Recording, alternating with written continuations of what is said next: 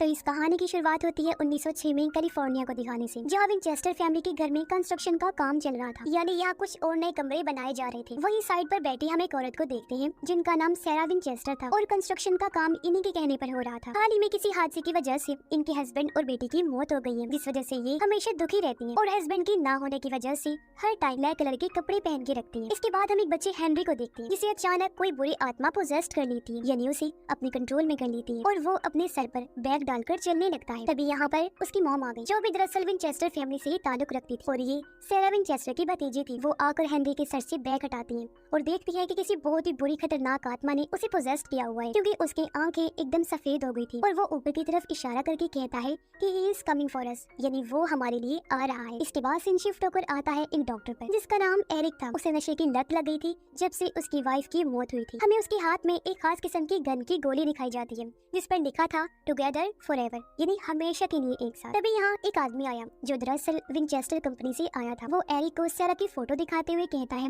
कि तुम्हें इसकी जांच करनी होगी। वो सैरा को इसलिए चेक करवाना चाहता था क्योंकि कंपनी के लोगों का मानना था कि वो पागल हो गई है। उनका गन्स का बिजनेस है जो पहले काफी अच्छे से चलता था, पर अब कंपनी को भारी नुकसान उठाना पड़ रहा है क्योंकि सैरा अपने बिजनेस पर ध्यान ना देकर अपने घर की तरफ ज्यादा तवज्जो दे रही है। तो अब कंपनी के सीनियर ऑफिसर चाहते थे कि एरिक की बात साबित करे कि सैरा पागल है ताकि कंपनी उनके नाम हो सके। कंपनी वर्कर एरिक को इस काम की ऑफर देता है ये कहकर कि हम तुम्हें दुगनी रकम देंगे, जिसके लिए वो मान गया और अगले ही दिन विंचेस्टर हाउस पहुंच जाता है। यहाँ आकर हेनरी की मॉम यानी सैरा की भतीजी उसे पूरा घर दिखाती है। रात को एरिक जब अपने कमरे में बैठकर नशा ले रहा था तो अचानक उसे अपने पीछे एक आत्मा दिखाई देती है, जिसे देखकर पहले तो वो बौखला गया, लेकिन फिर समझता है कि शायद नशा लेने की वजह से मुझे वो आत्मा नजर आई। तभी उसके दरवाजे पर कोई आता है। दरवाजा खोलने पर पता चला कि वो घर में काम करने वाला सर्वेंट है जो उसे खाने पर बुलाने आया था। एरिक जब डिनर करने जाता है तो यहाँ पहली बार उसकी मुलाकात सैरा से होती है। रात को जब वो सोता है तो उसे अपनी वाइफ का सपना आता है, जिसे देखकर डर से उसकी आंख खुल जाती है। अचानक उसे गार्डन रूम से आवाजें आने लगी, जो सुनकर वो फौरन छानबीन करने चला जाता है। वो देखता है कि सैरा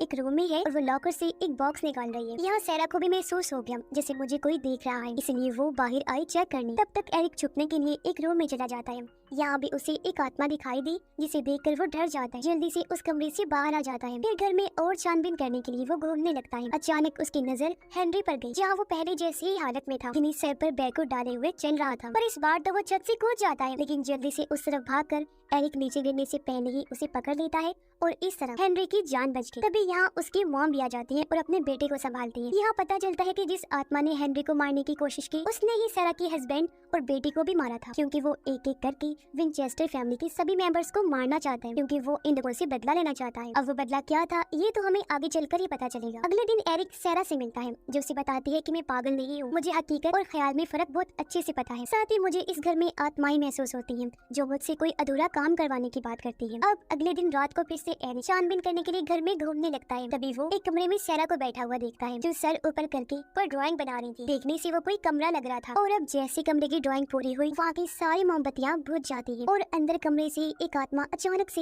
एरिक के सामने आकर उसे डरा देती है, जो देखकर एरिक की हालत खराब हो गई और वो फौरन वहाँ से भाग निकलता है। अगले दिन एरिक फिर से सैरा से मिलता है जो उसे बताती है कि जो सारी आत्माएं मुझसे बात करती है ना, मुझसे राब्ता बनाए रखती है, ये सारी की सारी आत्माएं विंचेस्टर की गन से बनी थी, जो गन की कंपनी मेरे हस्बैंड की है। तभी एरिक वही गोली जो उसके पास थी वो सैरा को दिखाते हुए बताता है कि मुझे भी विंचेस्टर गन की गोली लगी थी और 3 मिनट के लिए मैं भी मर गया था, लेकिन फिर अचानक ही जिंदा भी हो गया था। पर मैंने ये गोली तब से अपने पास ही संभाल के रखी हुई है। गोली देकर सैरा कहती है कि मौत की चीजों को अपने पास रखना अच्छी बात नहीं होती, ये चीजें खतरनाक होती है। और हाँ, तुम्हें भी इस घर में आत्माएं नजर आई होंगी, वो इसलिए आती है क्योंकि आफ्टर लाइफ, यानी मरने के बाद की दुनिया को देखकर जो इंसान वापस से जिंदा हो जाता है ना, वो आत्माओं को देख सकता है, यानी उसके पास आत्माओं को देखने की खूबी आ जाती है। जैसे कि मेरे साथ भी बिल्कुल तुम्हारे जैसा ही हुआ था। मरने के बाद मैं भी जिंदा हो गई थी और अब वो आत्माएं मुझे नजर आने के साथ साथ मुझसे बात करती हैं, अपना काम करवाने का कहती हैं। सैरा कहती है कि वो आत्माएं मुझसे उस रूम का रेप्लिकेट यानी नकल बनवाती है जिस कमरे में उनकी विंचेस्टर गन से मौत हुई, और कल रात जो तुमने देखा मैं उन्हीं में से एक कमरे की ड्राइंग बनाकर आत्माओं से बात करी, और आत्माएं ऐसा इसलिए करवाती हैं ताकि उसी रूम से जहाँ उनकी मौत हुई थी वहाँ से वो इंसानी दुनिया में वापस आ सके और यहाँ सुकून से रह सके। आत्माएं कहती हैं कि वो किसी को नुकसान भी नहीं पहुँचाएंगी, इसीलिए तो मैं अपने इस घर में आए दिन रूम्स बनवाती रहती हूँ, क्योंकि उन सब की मौत इसी घर में हुई थी। और मैंने हर रूम के दरवाजे पर 13 कीलें लगवा दी है, क्योंकि माना जाता है कि 13 नंबर एक प्योर पाक नंबर है, जिससे वो रूम्स हमेशा बंद रह सकते हैं और आत्मा वहाँ अपनी दुनिया से हमारी दुनिया में नहीं आ पाएगी और बस उस रूम में ही हमेशा रही। अगले दिन हेनरी को फिर से वो आत्मा पोजेस्ट कर लेती है, पर इस बार वो हेनरी को नहीं बल्कि खुद सैरा को टारगेट बनाती है, क्योंकि हेनरी गन से उन्हें मारने की कोशिश करता है। वो सैरा पर हमला भी करता है, लेकिन तब यहाँ हेनरी की मॉम और एरिक आकर उन्हें बचा लेते हैं। एरिक उसकी मॉम को कहता है कि मुझे आपकी बेटे का दिमागी तवाज़ुन ठीक नहीं लगता, इसे हॉस्पिटल लेकर जाएं ताकि इसका इलाज हो सके। तभी अचानक यहाँ वही सर्वेंट दोबारा आ जाता है और एरिक को कहता है कि मैं आपकी मदद करने आया हूँ। वो एरिक को बातों में फंसा लेता है और उसी बहाने से उसी रूम में ले जाता है जहाँ पर हेनरी बैग पहने हुए खड़ा था। यहाँ आते ही वो अपने असली रूप में आ गया, जो था भूत, और एरिक को डरा देता है। कहता है कि वो सब मरेंगे। ये देखकर एरिक की हालत खराब हो गई और वो फौरन वहाँ से भागकर सैरा के पास आ जाता है। वहाँ उस सर्वेंट की तस्वीर लगी हुई थी, जिसके बारे में एरिक उससे पूछता है और अभी अभी जो सर्वेंट ने उसके साथ किया वो सब बता देता है। तब सैरा कहती है कि ये हमारा सर्वेंट नहीं है और उसे अखबार दिखाकर कहती है कि वो तो 19 साल पहले ही मर चुका था। वो हमारी फैमिली के पीछे पड़ा हुआ है, अपनी 2 भाइयों की मौत का बदला लेना चाहता है, जिनकी मौत भी एक जंग के दौरान विंचेस्टर की गन से हुई थी। उस हादसे के बाद ये सर्वेंट अगले ही दिन विंचेस्टर कंपनी में घुस गया और उसने 15 मासूम लोगों की जान ले ली। फिर उसने खुद को एक कमरे में बंद कर लिया। पुलिस जब वहाँ आई तो सर्वेंट उनके हाथों मारा गया था और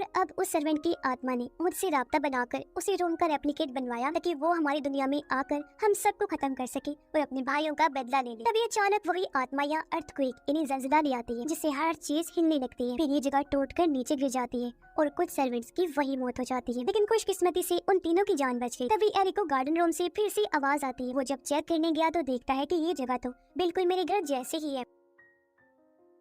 यह वो अपनी वाइफ को देखता है। जरूर इसने भी सैरा से अपने घर का रेप्लिकेट बनवाया होगा और हाथ में उसने विंचेस्टर की गन भी पकड़ी हुई थी। और फिर तभी यहाँ वो होता है जो कुछ सालों पहले उनके गार्डन रूम में हुआ था, यानी एरिक की वाइफ ने खुद को गन से शूट करके मार लिया था। और उससे पहले मैं आपको बता देती हूँ कि असल में हुआ क्या था। दरअसल उसकी वाइफ को भी आत्माएं नजर आया करती थी, जिस बारे में उसने हालांकि एरिक को बताया था, लेकिन एरिक ने उसकी बातों पर यकीन नहीं किया था। तब गुस्से में आकर उसकी वाइफ ने गलती से एरिक को गन से शूट कर दिया था, जिस वजह से वो 3 मिनट के लिए मर गया था। ये देखकर उसकी वाइफ काफी घबरा गई।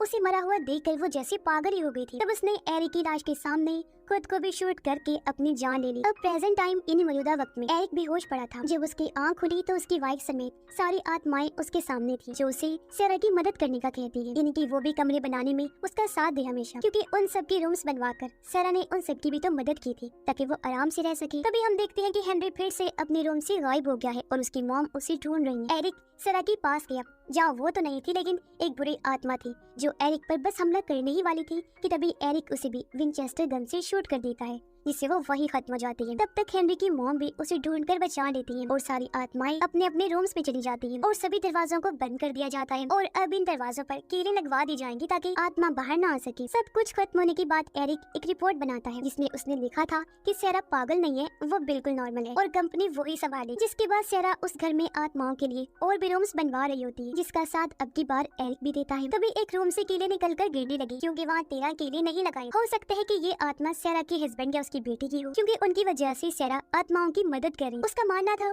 कि मेरी बेटी और हस्बैंड बेमौत मारे गए क्योंकि उनकी विंचेस्टर फैमिली पर कर्ज जो लग गया था, इनके श्राप। ये कर्ज दरअसल उन हजारों लोगों का है जिनकी मौत विंचेस्टर की गन से हुई थी। यही सब सोचकर सैरा ने वो घर बनवाया ताकि यहाँ पर सभी विंचेस्टर गन से मरने वाली आत्माएं अमन सुकून से रह सके। ये घर फिर हमेशा भूतिया माना गया क्योंकि पूरे घर में सैकड़ों की तादाद में आत्माएं रह रही हैं और यहाँ के कमरों की गिनती कभी हो ही नहीं सकती। ये जगह भूल भुलैया जैसी लगती है क्योंकि एक कमरे का दरवाजा खोला जाए तो अंदर 2 और कमरों के दरवाजे होते हैं। हर तरफ सीढ़ियाँ और चिमनियाँ हैं, जो जगह पूरी तरह जाल की तरह लगती है और वर्कर सैरा के कहने पर हमेशा यहाँ काम करते रहते हैं। अब ये बात आपको चौंका देगी कि ये एक सच्ची कहानी है जिसके मुताबिक उस घर को फिर हमेशा के लिए बंद कर दिया गया, यानी उन आत्माओं को ही सौंप दिया गया। और इसी ड्राउनी एंडिंग के साथ ही ये कहानी भी इधर ही खत्म।